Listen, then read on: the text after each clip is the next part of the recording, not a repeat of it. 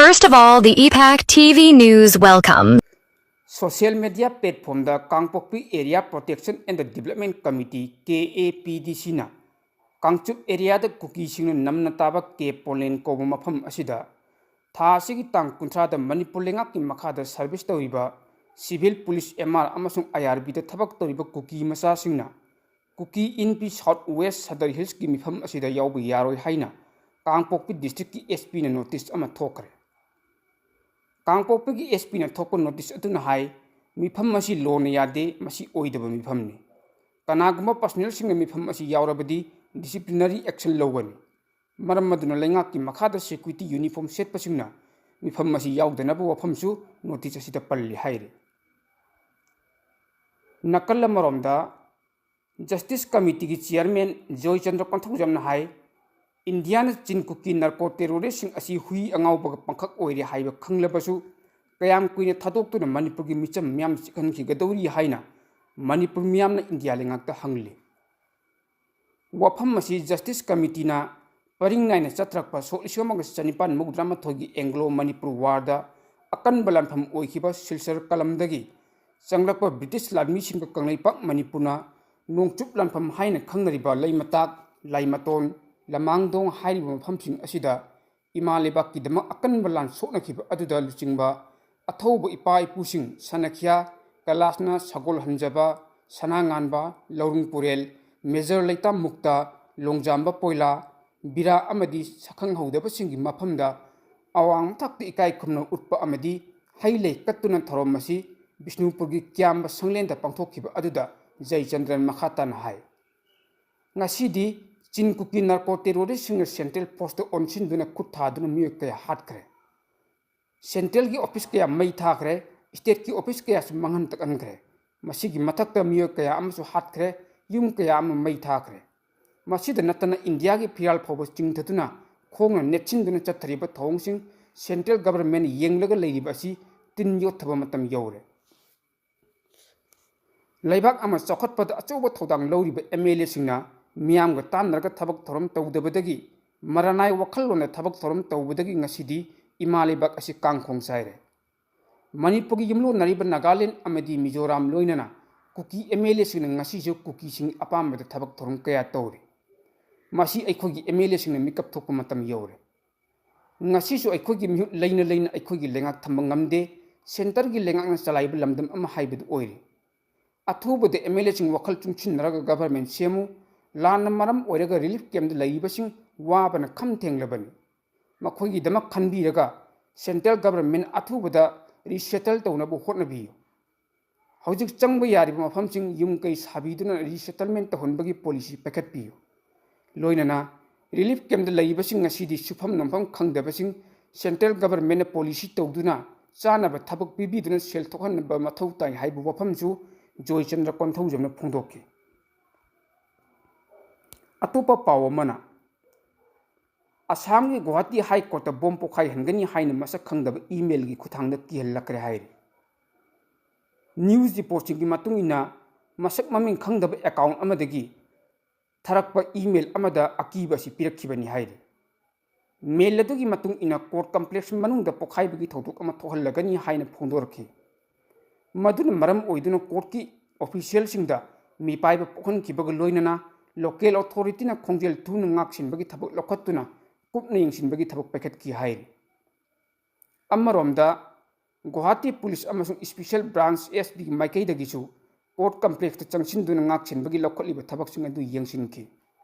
loinana cyber crime expert singsu mikup nhum signal hen kibag loinana akiba piakba mail adu khongu liba hogre hairi bom pokai hangani haibagi akiba piaklabasu court ki thabak thorom singdi akaibi yauduna adu makha chathaki hairi adu moinamak hojik phawbagi oina di bom pokai hangani haibagi akiba piaklaba mail adugi chapchaba ama khangdop ngamdan leiri hainasu news reporting asina makhata na hai Imphal da nungtigi nungthil gi chepong oina phongliba pandam paper da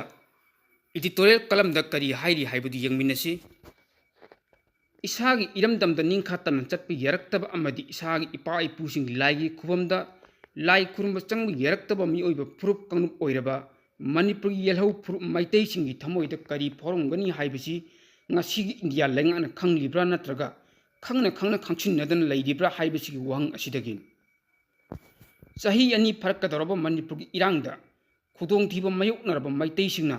lakadorba megi tang ahong gi miyang gi mifam korklibani haibisi ngasi India lenga na khangbu chunggan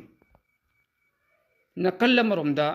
manipur asi India da tindringai gi matamda ningkha tamba ningthau panba lebak am oina leiringai gi matamda lamdam masida khundaminari ba furup kanup sing punamak maitei ningthau gi lenga amagi makhada leirambani adubu India da hek tinkiba numitagidi India dagi manipur hana lengak semjaba hankhrabasu India na namlo losin kiba dagini ngasi gi India lengak ki makhada leirli asigumba India gi phibanung da leiraba matam dagidi lamdam asigi miyam na makhal makha kaya gi khudong chadaba thokpagi chang hengalakpagi mong chatharakpa horakpra haibagi wang kayamuk lakpagum tawri maramdi haukiba sahi kaya haibadi kuki singna maitai singda landaraga makhogi oiba lam khara manipurdagi launana ba khotnabagi thong asigi mamangdasu lamdam asida thohaningdaba thodok kayamuk thokhrabani haibasi ngasigi state asigi miyamna khangnadun leikraba maramna haujik thoklibi irang asi India lengakna thamoi sengna lan losinana ba khotnadaba manbagi mami kayamuk tarli haibada haimanba thoina thokloidra khalli state asida sahi farakadoraba haibidi hauji chathariba maitai singna hiram asigi amatada aranba tawkhidrabasu aranba tawriba lamhen tuhenma kuki singbu chairak pidana sahi ani phajilakadoraba matam asi phawda thadoktuna thamlaga aranba wanganganba amadi India gi mayokta wangangbaga loinana India gi constitution gi mayokta thabak thorum kaya chathaba phawbada yengduna leire nakalla maromdana kuki lamhen tuhenba singna maitaina national highway da ningtamna chatpada thingba amadi maitai gi isagi leifam lenchingna changduna lai khurumba changbada kuki singna thingbabu ngakthokpagi mahutta maitai singbu lai khurum handriba asigi maram karigino haibagi pendabagi thamoina kainariba asigi mathakta maitai gi machu tariki phiral kuki lamhen tuhenba singna segairaga khongpakna netlaba phawbuda kaiguma makhal amatagi cherak pidana ngasi phawba India lengang leithokpagi manam karigino haiba uhang asimak Maliamda leiriba maitai sing lak kayam un hangnarli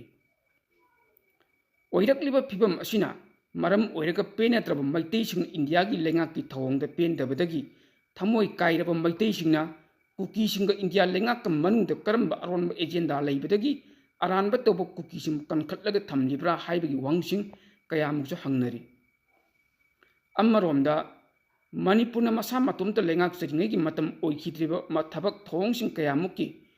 India lengak ki makhada leiriba matamda tawrakpa asidagi ningsingba thoktraba matamdagi laireklaba Manipur apunbagi saktam thuwaina naba silliba kuki singbu makhatana India lengakna kankhatlaga matam sangthaiba makai state asigi yelhau phurupsinggi pendabagi changwa khatnabagi achauba maram oirakpadagi India lengakna Manipur kanbaromda haibidi Manipur kanbiroidaba oirabadi yellow proofs in a kanjarage had ibadi India na kari oigani haibasi khangpham thoi haiba sing asi gyantana thabak tominaba mathau tai haiba wafam asi imphal da nungthilgi chephongoya nungti phongliba pandam paper gi editorial column da phongdor ki wafam sing paw sing asi gi sarkom oina miyam gi wakhalo sing oiba ya wafam khitang thamjage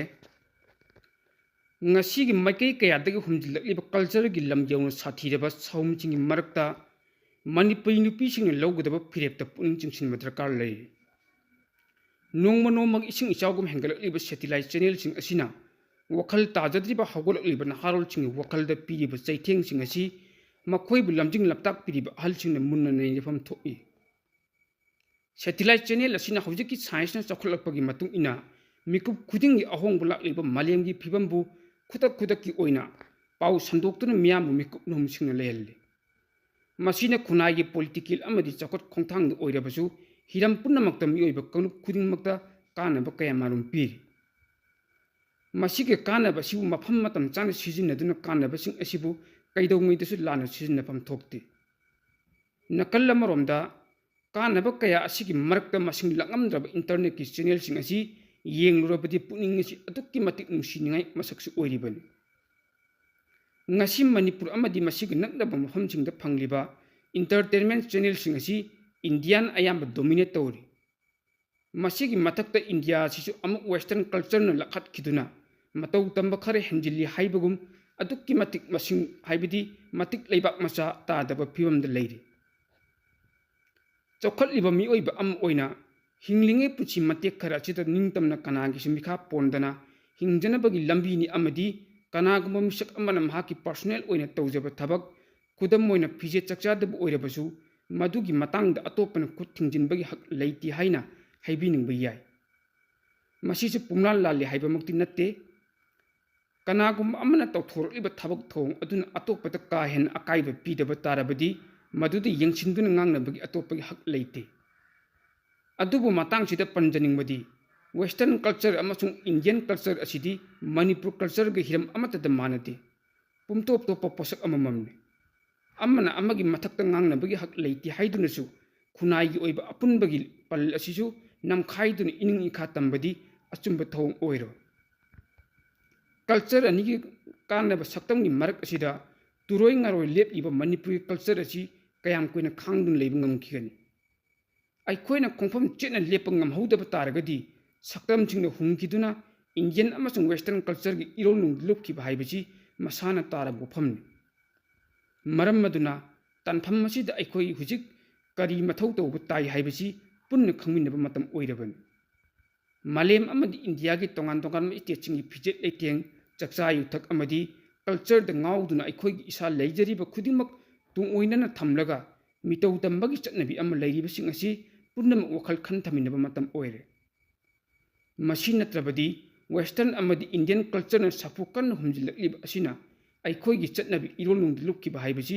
ꯈꯨꯠꯅ ꯂꯥꯝꯕꯗ ꯐꯪꯕꯒ ꯆꯞ ꯃꯥꯟꯅꯔꯕꯅꯤ ꯍꯥꯏꯕ ꯌꯥꯏ ꯉꯁꯤ ꯆꯠꯈꯤꯕ ꯃꯇꯝ ꯑꯃꯨꯛ ꯍꯟꯅ ꯍꯜꯂꯛꯂꯔꯣꯏ ꯑꯩꯈꯣꯏꯒꯤ ꯃꯥꯡꯈꯤꯕ ꯀꯜꯆꯔ ꯑꯃꯨꯛ ꯍꯟꯅ ꯁꯦꯝꯒꯠꯄ ꯍꯥꯏꯕꯁꯤ ꯃꯇꯝ ꯆꯪꯕꯗ ꯅꯠꯇꯅ ꯃꯗꯨꯒꯤ ꯊꯧꯗꯥꯡ ꯀꯅꯥꯅ ꯂꯧꯕꯤꯒꯅꯤ ꯉꯁꯤꯒꯤ ꯃꯤꯔꯣꯜ ꯑꯁꯤ ꯏꯁꯥꯒꯤ ꯆꯠꯅ ꯂꯣꯟꯆꯠ ꯂꯥꯏꯅꯤꯡ ꯂꯥꯏꯁꯣꯜ ꯌꯥꯎꯅ ꯃꯃꯜ ꯌꯥꯝꯂꯕ ꯀꯜꯆꯔꯒꯤ ꯇꯣꯉꯥꯟ ꯇꯣꯉꯥꯟꯕ ꯇꯥꯡꯂꯕ ꯃꯆꯥꯛꯁꯤꯡ ꯇꯨꯡ ꯑꯣꯏꯅꯅ ꯊꯝꯕꯒꯤ ꯆꯠꯅꯕꯤ ꯑꯃ ꯂꯥꯛꯂꯤꯕ ꯑꯁꯤ ꯊꯥꯗꯣꯛꯅꯕ ꯍꯣꯠꯅꯃꯤꯟꯅꯕ ꯃꯊꯧ ꯇꯥꯏ ꯁꯥꯏꯟꯁꯀꯤ ꯇꯣꯉꯥꯟ ꯇꯣꯉꯥꯟꯕ ꯇꯦꯛꯅꯣꯂꯣꯖꯤꯅ ꯑꯋꯥꯡꯕ ꯊꯥꯛꯇ ꯆꯥꯎꯈꯠꯈ꯭ꯔꯕꯁꯨ ꯂꯝꯗꯝ ꯑꯃꯃꯝꯒꯤ ꯃꯄꯥ ꯃꯄꯨꯅ ꯊꯝꯕꯤꯔꯤꯕ ꯄꯨꯟꯁꯤꯒ ꯊꯥꯗꯣꯛꯅꯕ ꯌꯥꯔꯔꯣꯏꯗꯕ ꯆꯠꯅꯕꯤ ꯀꯌా ꯑꯃꯁꯨ ꯂꯩꯔꯤꯕꯅꯤ ꯃꯗꯨꯒꯤꯁꯨ ꯃꯊꯛꯇ ꯄꯤꯛꯈ꯭ꯔꯕ ꯃꯇꯝ ꯑꯃꯒꯤ ꯀꯪꯂꯩꯄꯥꯛ ꯉꯁꯤꯒꯤꯅ ꯃꯅꯤꯄꯨꯔ ꯍꯥꯏꯅ ꯃꯃꯤꯡ ꯑꯣꯟꯈ꯭ꯔꯕ ꯂꯝꯗꯝ ꯑꯁꯤ ꯆꯍꯤ 2000ꯒꯤ ꯄꯨꯋꯥꯔꯤꯒꯤ ꯁꯥꯒꯣꯟꯅꯗꯨꯅ ꯍꯧꯒꯠꯂꯛꯂꯤꯕ ꯁꯤꯚꯤꯂꯥꯏꯖꯦꯁꯟ ꯑꯃꯅꯤ ꯏꯄꯥ ꯏꯄꯨꯁꯤꯡꯅ ꯍꯧꯖꯤꯛ ꯑꯣꯏꯔꯤꯕ ꯁꯥꯏꯟꯁꯀꯤ ꯇꯦꯛꯅꯣꯂꯣꯖꯤꯁꯤꯡ ꯑꯁꯤꯒ ꯆꯞ ꯃꯥꯟꯅꯅ ꯃꯇꯝ ꯑꯗꯨꯗ ꯏꯄꯥ ꯏꯄꯨꯁꯤꯡꯅ ꯄꯥꯡꯊꯣꯛꯂꯝꯕ ꯊꯕꯛ ꯊꯧꯔꯝꯁꯤꯡ ꯍꯥꯏꯕꯗꯤ ꯑꯩꯈꯣꯏꯅ ꯀꯥꯎꯊꯣꯛꯄꯗꯤ ꯆꯨꯝꯂꯣꯏ ꯃꯈꯣꯏꯅ ꯄꯥꯡꯊꯣꯛꯂꯝꯕ ꯊꯕꯛ ꯊꯧꯔꯝꯁꯤꯡ ꯑꯃꯗꯤ ꯃꯈꯣꯏꯅ ꯂꯥꯆꯠꯗꯨꯅ ꯊꯝꯂꯝꯕ ꯄꯨꯌꯥꯒꯤ ꯋꯥꯔꯤꯁꯤꯡ ꯉꯁꯤꯁꯨ ꯑꯗꯨꯃꯛ ꯆꯨꯝꯗꯨꯅ ꯂꯩꯔꯤꯕꯅꯤ ꯂꯥꯏꯔꯤꯛ ꯍꯩꯇꯕ ꯏꯄꯥ ꯏꯄꯨꯁꯤꯡꯅ ꯊꯝꯕꯤꯔꯝꯕ ꯋꯥꯈꯜ ꯂꯧꯁꯤꯡ ꯉꯁꯤꯒꯤ ꯃꯤꯔꯣꯜꯅ ꯁꯤꯖꯤꯟꯅꯕ ꯉꯝꯗꯦ ꯍꯥꯏꯕꯁꯤ ꯀꯥꯎꯗꯕ ꯐꯒꯅꯤ The EPAC Group of News was set up on 7th of July 2017 as a news networking body. Now it completes 7 years in service. Under the aegis of EPAC Group of News, one news networking YouTube channel and Facebook page called EPAC TV News has been set up in the year 2021. It is providing news throughout the world day and night. Seydur Maibam is the managing director, cum-editor of the EPAC TV News. He is young and talented journalist of Manipur. Under his guidance, news updates are being disseminated all over the world. Both YouTube channel and Facebook page of the EPAC TV News becomes a successful news channel. It is due the full cooperation of the people. The news channel seeks support of the people. People may subscribe, like, share, and follow it, so that it can serve the people further. The EPAC TV News. Once again, thanks the supporters.